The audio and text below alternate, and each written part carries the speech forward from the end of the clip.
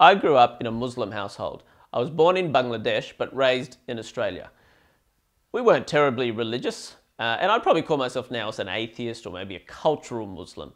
Now, that concept doesn't really exist in Islam, but I guess it's how I see myself, where I'm still connected to, say, the traditions and the culture. I'll tell you this about growing up. Muslims living in the West are often raised in ambivalence to their host societies. Realistically, we're taught to blame the West for a lot of our problems. When we grow up, we're told to avoid mainstream society because it's seen as morally corrupt.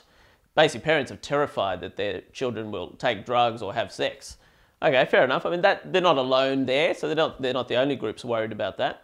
On another level, we're also told that the problems in our host country, in our ancestral countries, are also the fault of the West, be it colonialism or foreign policy.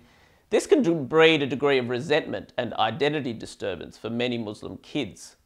They're not that connected to their traditional cultures, but they're also not allowed to mix closely with mainstream society. Where they tend to find a sense of identity is in Islam, but a particular brand of it, one which they show through outer markers like hijabs or beards. Underneath that exterior though, sometimes there can be a sense of opposition to mainstream society. What Canadian author Tariq Fada calls a middle finger to the West. Now, for the most part, especially in countries like Canada or Australia, where we prioritise migrants with skills and education, that sense of resentment is diluted and Muslims gain an education, raise families, etc. They may still hold some oppositional views, such as sympathising with the justifications of terrorism, for example, as multiple international surveys have shown, but any potential for violence is really quite low. When it becomes a problem is if resentment continues to brew. Terrorism is the conflation of personal resentment with Islamism, which is basically an ideology of resentment grounded in a sense of humiliation.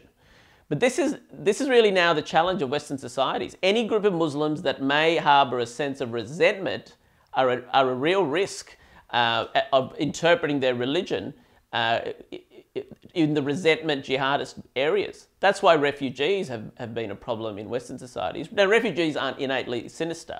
I treat many of them in my work. However, they are less likely to rise up the social ladder and more likely to have histories of, say, trauma.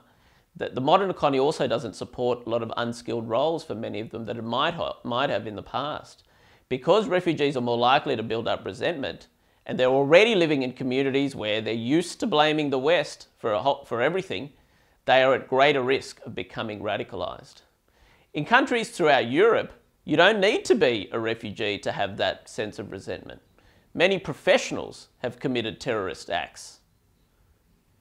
This tells you that even having a job and status in Europe or Britain isn't enough to make them feel like they belong if you're a Muslim. A big problem I see is that while the vast majority of Muslims won't be interested in violence, their ideas and beliefs have a strong resonance with those of terrorists sometimes. This allows those who might commit violence to swim comfortably amongst their friends and relatives in the community, barely registering. Beliefs like Western foreign policy is the reason the Middle East is a mess.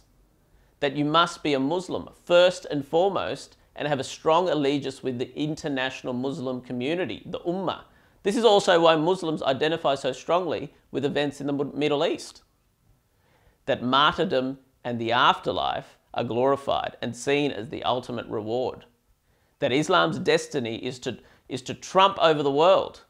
This also links in with their sense of humiliation that the current backward state of much of the Islamic world, if Islam's meant to dominate, but it isn't, whose fault is it? It must be the Western powers, isn't it? Or so the thinking goes. It pains me to say it because I'm talking about my relatives and friends here. Muslims wrap their identity so closely around Islam that it's not easy for them to challenge the ideas within it. Now, let me be clear, the vast majority of Muslims are not the problem, but many ideas in Islam are. It's difficult to see then how at least one of the solutions to our problem of terrorism is to have less Islam in our societies. If you want to see more videos like that, please subscribe to Rebel Media.